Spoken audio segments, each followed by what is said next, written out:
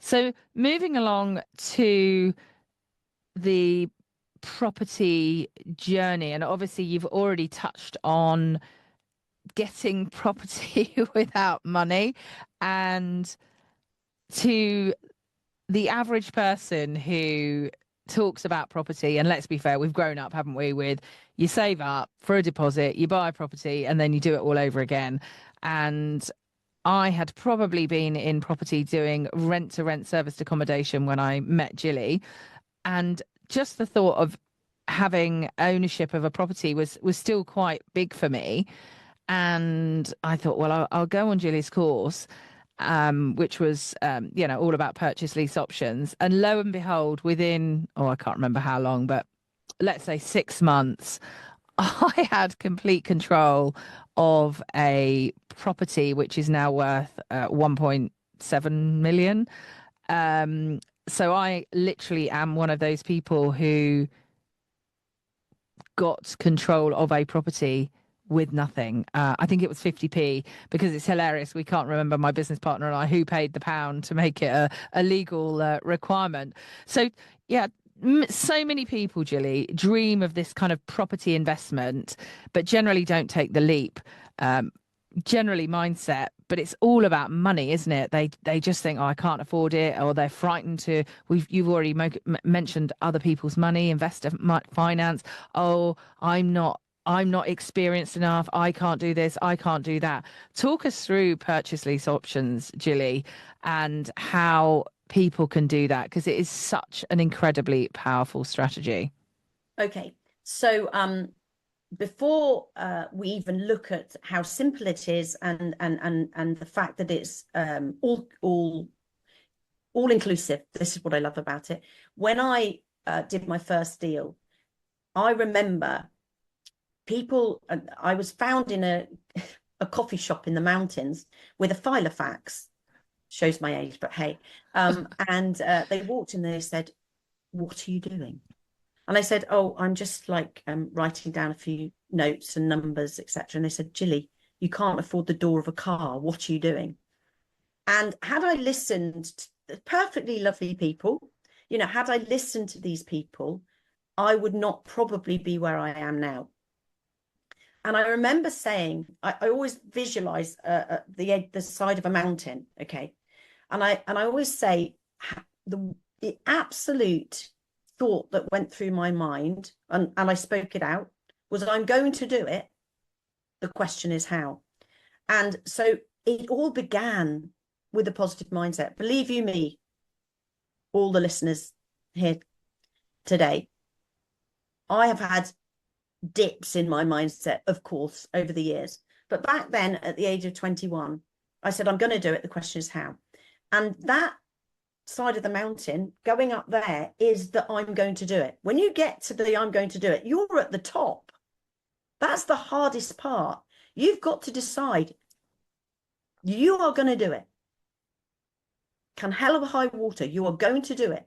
That doesn't mean you're going to tread on people, you're going to crush people, but you're just going to allow yourself the joy to believe in you, that you are going to do it, because the how you're going to do it is the fun part. That's the bit where you're rolling down on your bike on the mountain, or you're running down gently because it's not so much pressure on the shins and the calves. You're going to do it. The question is how. And so when I did my first properties, purchase lease options wasn't being talked about. I thought I devised it, because back in 1989, I promise you, the only things that anybody taught in property was how to be a sales agent or a letting agent. And there was absolutely nothing out there. So I devised this strategy. Of course, it didn't come from Gillie, but in my world, it did. Because it was many, many years later, I'm talking 2012, that I first heard about purchase lease options. I didn't even know that's what I was doing. And this house in which I am now, I built in 1992. I got the land on a purchase lease option. I didn't know that's what it was called, but I offered them 3 times its value if I could pay in up to 10 years. I didn't know the solicitors had exchanged a pound. I didn't know that.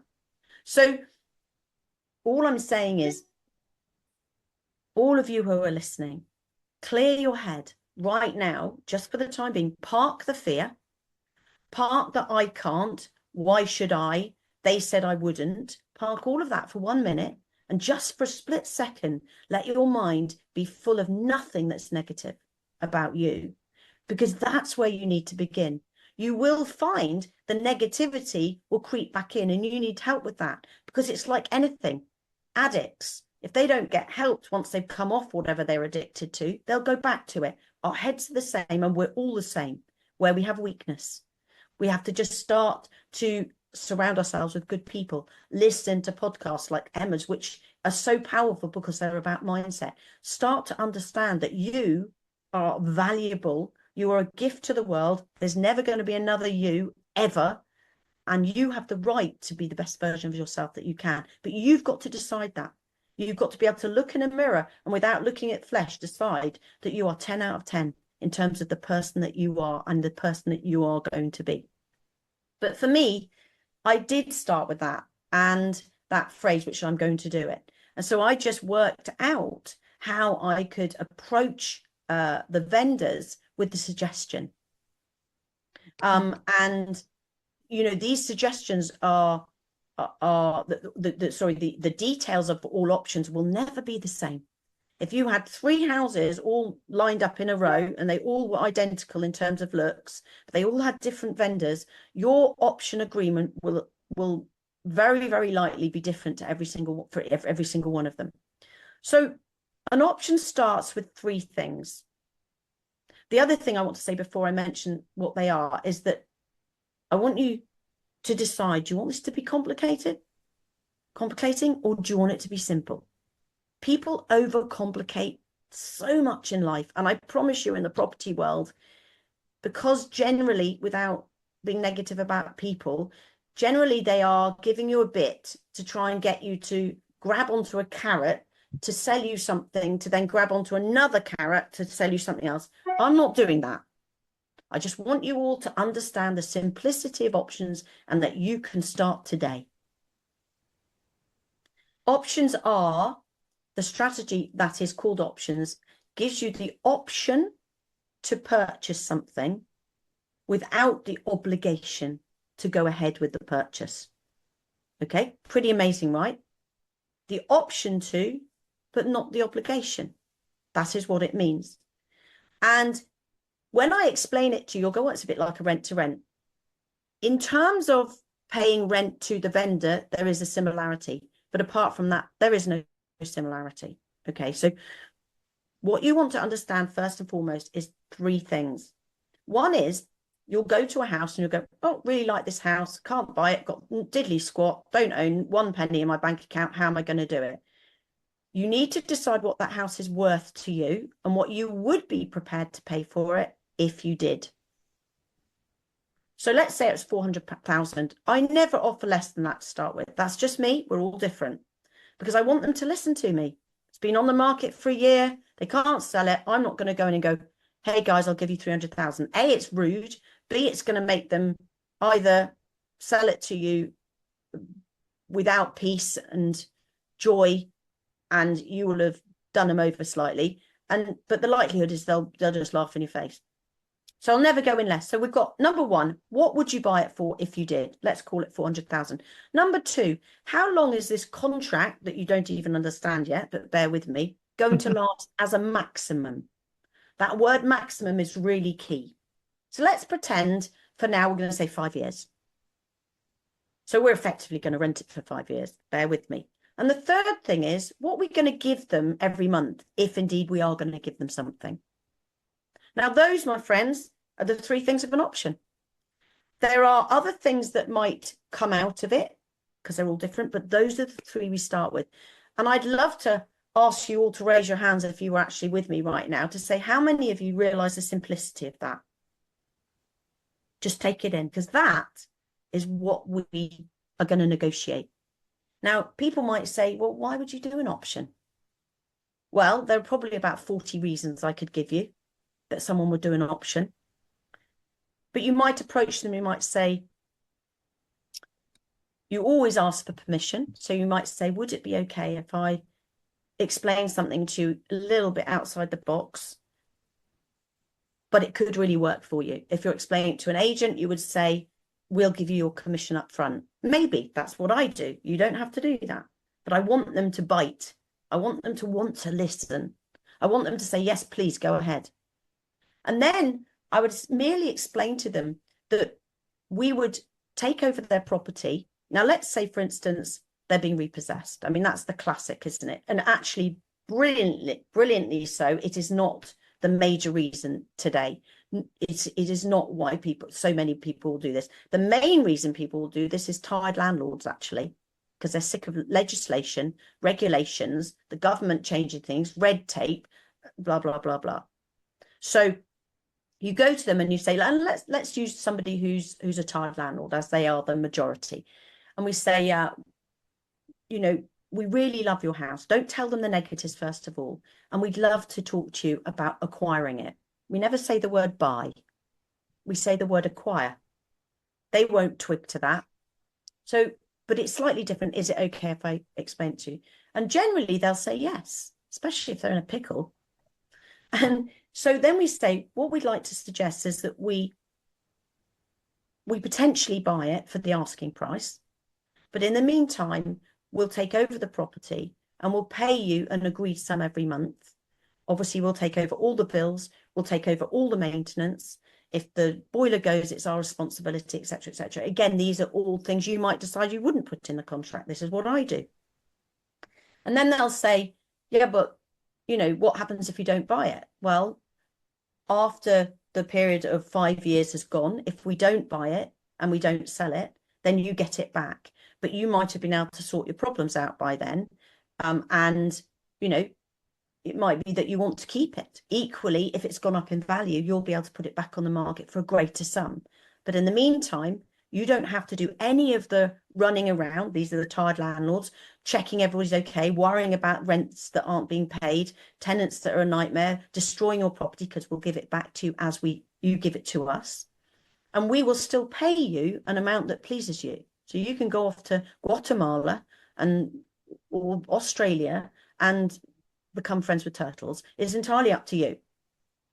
So that's one thing. We generally don't ever, and I have never ever entered an option without purchasing it, because it's in the hopeful capital appreciation uplift that we make loads of money. Now, obviously, when you're doing the maths, you want to make sure that you're making your minimum profit every month that makes you happy. The most important word in that sentence is happy, not profit. Because you might want £1,000 profit a month from that property and be happy. Somebody else might be happy with 500. So we want to make sure that you always get the minimum profit that makes you happy each month. And then the capital appreciation at the end is a bonus. Too many people go into it only wanting capital appreciation, forgetting that we're not promised tomorrow. So they may not be here in 5 years to see that. And anyway, we can't control how the market goes. That's the economy. That's our country. That's our government. That's everything else. So let's be in control of what we can be, which is today and the profit we can make. Now, the joy about options is, and I know I said an awful lot, so don't feel, if you feel overwhelmed, we can teach you this. You can learn this, okay? It's not difficult. But the wonderful thing about options is, let's say you get to year 4 and you decide you want to buy it. This is when you look at the new value of it. Now, we can teach, there are 3 ways in which a property will go up in value. This is my understanding. 1 is capital appreciation, which I can't control. 2 is doing it up, which if you do a great big refurb, you've got to make sure that your profits over and above it are greater than what you've spent. And 3 is generating income, which we can control. And we can make it go up exponentially based on how much money we get in.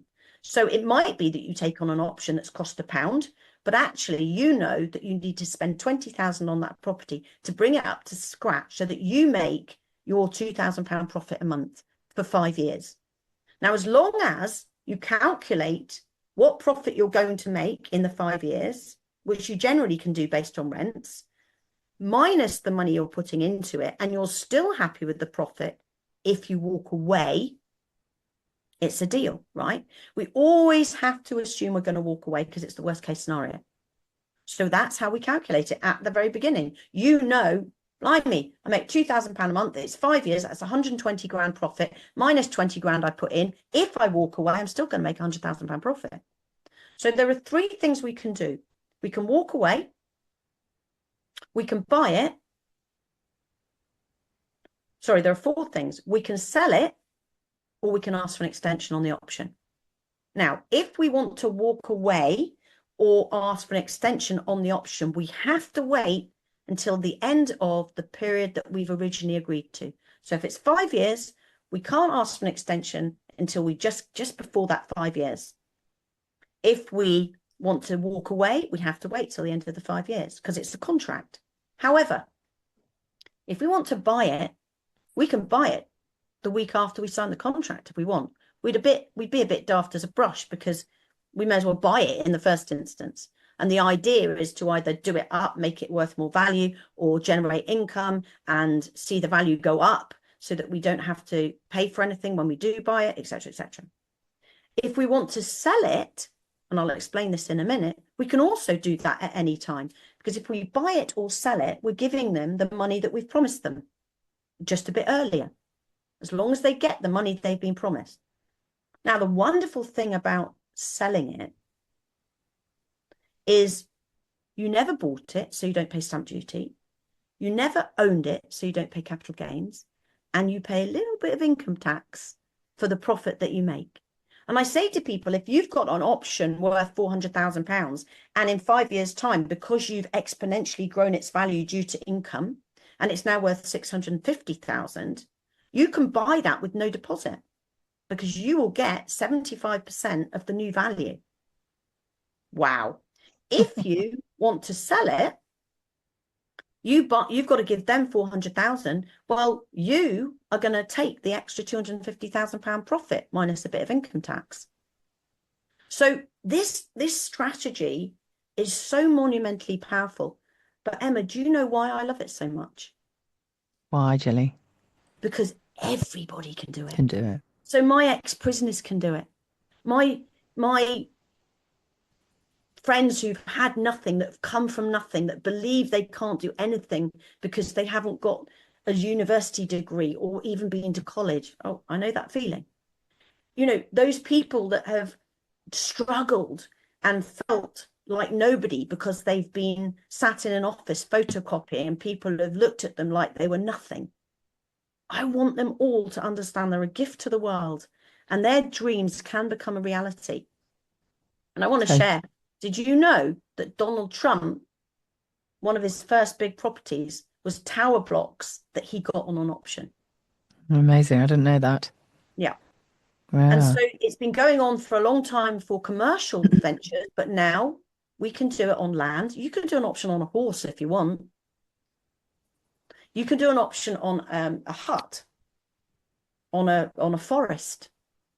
You know, I've got land in Canada where we're going to build this place. Did I use any of my money? No. And I want to also say I've been doing this since 1989 and it's now 2025. And in all those years, I've only ever put £38,000 into a flat. Amazing. Ever. So it all starts with mindset. Oh, yeah, absolutely. It all starts believing in who you are and deciding that you deserve to do well, whatever that looks like, and have a good life, which is what success is. Totally, totally. Well, it was an amazing explanation, Gillie.